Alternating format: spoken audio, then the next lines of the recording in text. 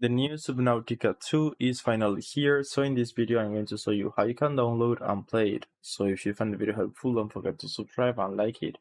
Just go to Steam, you can download it for free. And now we are going to search for Subnautica 2.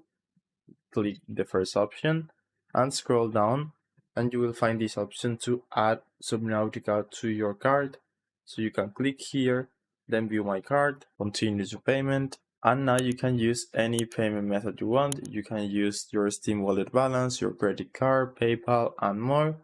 And after that, just click purchase at the bottom. And just like that, you will have the game on your library. So you can go to library and then collections, and now here search for Subnautica 2. Click install, select the drive where you want to install this game. In my case, it's this one. Click install.